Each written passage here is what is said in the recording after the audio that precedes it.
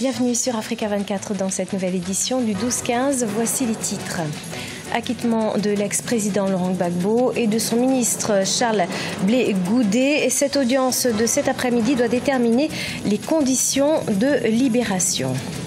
Le food art de plus en plus en vogue au Nigeria, un régal pour les yeux, mais occasion également de manger plus sainement. Et puis, allègement des factures d'électricité et d'eau dès ce 1er février 2019 au Cameroun. Ménages et petites entreprises vont pouvoir bénéficier d'une exonération de la TVA. Laurent Gbagbo et Charles Blé Goudé acquittés ce mardi 15 janvier 2019 par la Cour pénale internationale. L'ex-président ivoirien et son ancien ministre de la Jeunesse étaient poursuivis pour crimes contre l'humanité. Après les violences post-électorales de 2010 et 2011, la CPI se prononcera ce mercredi sur les conditions de libération. C'est un sujet de la rédaction. Laurent Gbagbo a été acquitté de crimes contre l'humanité par la Cour pénale internationale ce mardi 15 janvier 2019. Une victoire selon l'avocat de l'ex-président ivoirien dont la CPI s'est prononcée en faveur de la mise en liberté immédiate. Conformément à la norme applicable telle que prévue à l'article 66 du Statut de Rome. Fait droit aux demandes d'acquittement présentée par la défense de Laurent Gbagbo et celle de Charles Blé Goudé concernant l'ensemble des charges portées à leur encontre.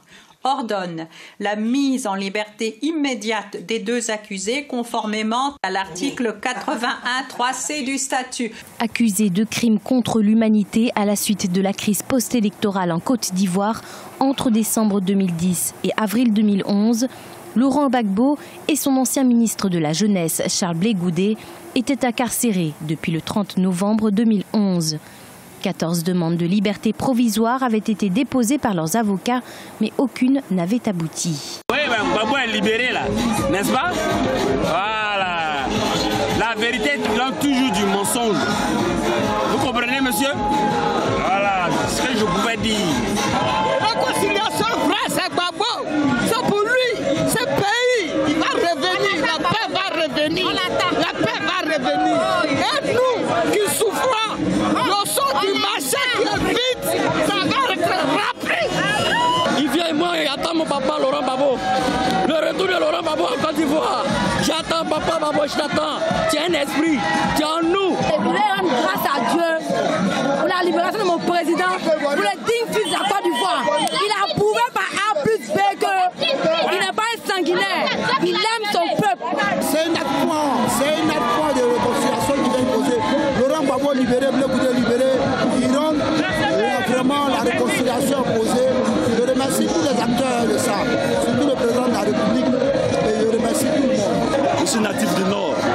La vérité a parlé. Laurent Gbagbo est libre. Il n'a rien fait de mauvais pour se retrouver en prison. Dieu a fait qu'il est libre. Dieu a toujours donné la vérité à celui qui doit avoir la vérité. Merci pour la victoire de Gbagbo. On aime le Gbagbo. On aime le Gbagbo. Nous sommes prêts pour la libération de Gbagbo. Gbagbo est libéré. La Côte d'Ivoire est libérée. Toute l'Afrique est libérée. Un acquittement total et une libération immédiate. Cependant, le substitut du procureur Eric McDonald a été autorisé à émettre des observations. L'ancien président ivoirien et son ex-ministre pourraient être remis en liberté sans condition ou alors soumis à une libération conditionnelle. Et sachez que la réponse de l'audience sera diffusée sur Africa 24 à 14h30 GMT en direct de La Haye, suivie d'une édition spéciale sur cette audience cruciale.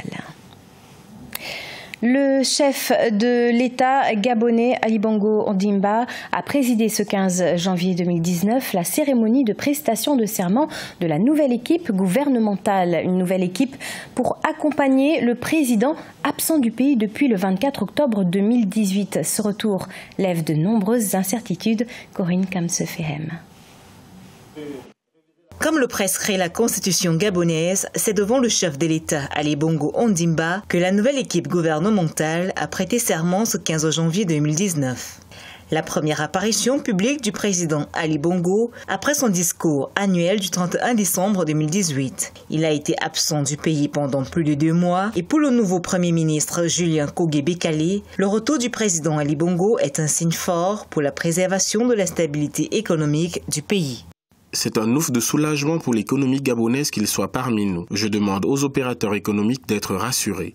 Le président de la République et le Premier ministre sont aux commandes du pays. On a eu l'émotion de l'avoir parmi nous. C'est un gouvernement réduit qui a été nommé au Gabon dans la nuit du 12 janvier. Une équipe qui compte 38 ministres contre 41 précédemment. Avec 10 nouveaux entrants, de nombreux défis socio-économiques interpellent cette nouvelle équipe. Il y a trop de grèves au Gabon qui renseignent donc sur des difficultés sociales majeures. Il y a la question des routes, il y a la question des infrastructures sanitaires, les chantiers se sont accumulés. La prestation de serment du nouvel exécutif gabonais met ainsi fin au gouvernement intérimaire qui avait pris fonction à la suite de la dissolution du Parlement en avril 2018. Le retour du président Ali Bongo va certainement mettre un thème au débat relatif à la vacance du pouvoir, débat entretenu par la société civile et une partie de l'opposition après l'absence prolongée du chef de l'État. Le yuan, monnaie chinoise, continue de s'imposer en Afrique. Après le Nigeria et l'Angola, elle pourrait bientôt être introduite dans les transactions commerciales au Mozambique. Une demande de la Confédération des associations économiques du Mozambique auprès de la Banque nationale d'outre-mer de Macao. Corinne Camdem. Le yuan chinois fait lentement mais sûrement son chemin pour s'imposer comme la nouvelle monnaie de réserve en Afrique. Le Nigeria l'a adopté comme deuxième monnaie commerciale en août 2018. L'Angola a instauré le mécanisme de pétro-yuan la même année. Aujourd'hui, le Mozambique est en ligne de mire. En effet, l'autorité monétaire de Macao et la Banque nationale d'outre-mer de Macao ont récemment proposé d'utiliser le yuan chinois comme solution de remplacement pour les transactions commerciales avec le Mozambique. Nous avons reçu des informations selon lesquelles il serait intéressant d'utiliser une plateforme pour une plus grande circulation de la monnaie renminbi. Elle est déjà utilisée au Brésil et au Portugal et cette délégation a l'intention d'explorer les possibilités en Afrique, en utilisant notamment le Mozambique comme point de départ. La plupart des pays de la région d'Afrique australe ont des prêts ou des subventions du gouvernement chinois, d'où l'intérêt d'opérer leur remboursement en yuan renminbi afin de faciliter les échanges. La Confédération des associations économiques du Mozambique a fait écho à ce sentiment après avoir reçu une délégation de la Banque nationale d'outre-mer de Macao, affirmant que le yuan chinois pourrait entrer dans la liste des devises utilisées dans le pays. Il est important de commencer par quelque chose et nous avons décidé de faire des propositions concrètes.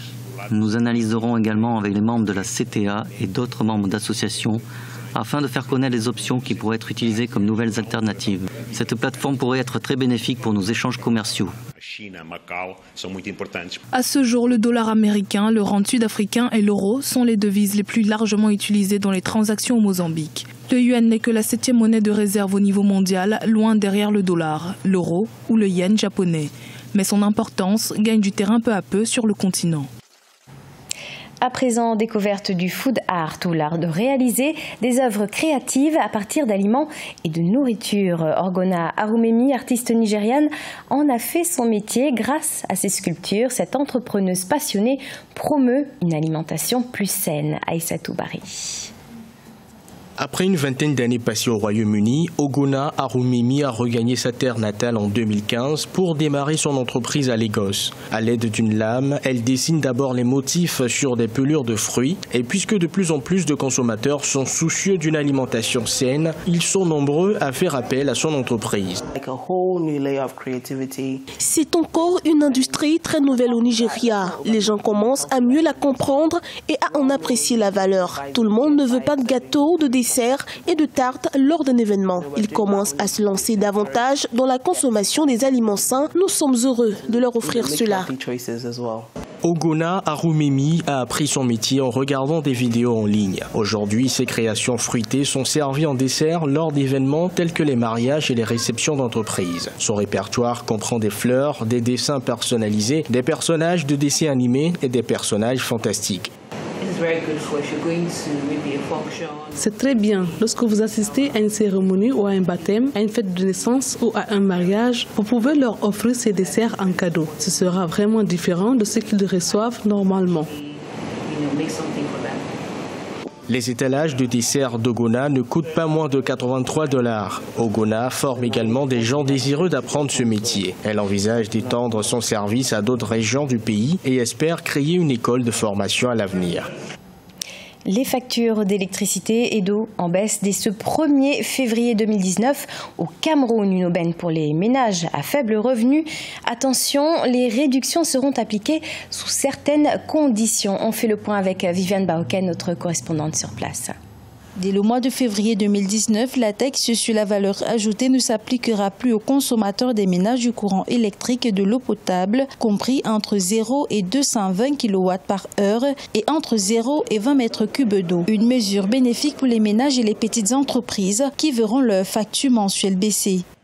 Oui, c'est une très grande solution déjà pour l'électricité parce que ça touche quand même la plus grande majorité des Camerounais.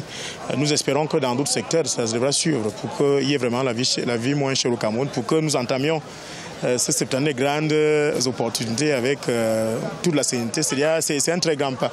Cette mesure est l'une des innovations fiscales contenues dans la loi de finances 2019. Une exonération qui, selon les responsables des impôts, vise notamment à l'amélioration du climat des affaires et du niveau de vie des populations. Mais pour l'association des consommateurs, cette mesure ne résout aucun problème sur la qualité du service offert. Le consommateur d'eau n'a pas d'eau. Les robinets sont à sec. Et même quand il y a de l'eau, la couleur est parfois verdâtre, donc la qualité d'eau est douteuse. Pour l'électricité, c'est pareil. Donc comment veuillez maintenant leur parler d'affaires de TVA à moins de 220 kW pour l'électricité et à moins de 20 mètres cubes d'eau pour l'eau? Nous souhaitons que les politiques qui parlent de grandes opportunités nous donnent la vraie grande opportunité en supprimant totalement la TVA sur ces services de base. Par ailleurs, pour bénéficier de cette exonération, le concessionnaire du secteur de l'électricité et du secteur de l'eau conseille aux ménages d'avoir un compteur individuel afin de contrôler les différentes consommations. Ce journal a été réalisé par l'ensemble de la rédaction. Merci pour votre fidélité. Dans quelques instants, une nouvelle édition de l'actualité sur Africa 24.